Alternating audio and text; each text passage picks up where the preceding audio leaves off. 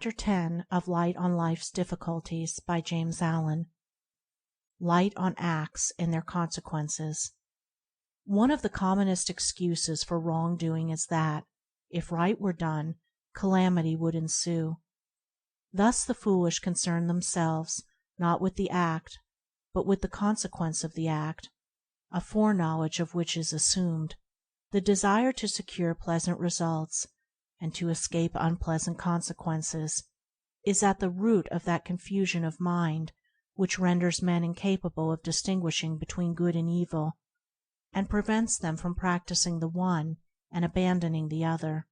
Even when it is claimed that the wrong thing is done not for one's self, but in order to secure the happiness of others, the delusion is the same, only it is more subtle and dangerous.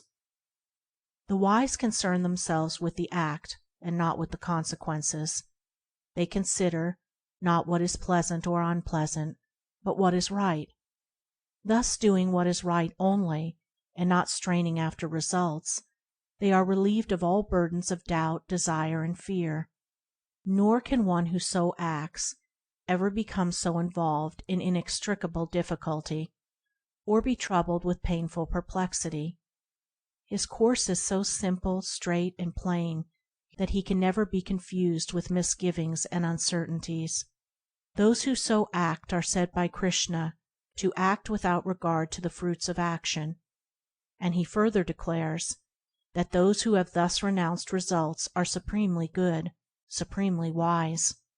Those who work for pleasant results only, and who depart from the right path when their own or others' happiness appears to be at stake, cannot escape doubt, difficulty, perplexity, and pain. Ever forecasting probable consequences, they act in one way today and in another way tomorrow. Unstable and blown about by the changing wind of circumstance, they become more and more bewildered. The consequences about which they trouble do not accrue. But they who work for righteousness only, who are careful to do the right act, putting away all selfish considerations, all thoughts of results, they are steadfast, unchanging, untroubled, and at peace amid all vicissitudes, and the fruits of their acts are ever sweet and blessed. Even the knowledge, which only the righteous possess, that wrong acts can never produce good results, and that right acts can never bring about bad results, is in itself fraught with sweet assurance and peace. For whether the fruits of acts are sought or unsought, they cannot be escaped. Those who sow to self, and ignorant of the law of truth, think they can make their own results, reap the bitter fruits of self.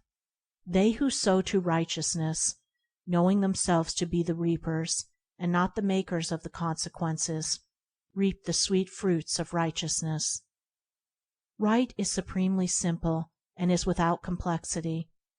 Error is interminably complex, and involves the mind in confusion. To put away self and passion, and establish oneself in right doing, this is the highest wisdom. End of chapter 10.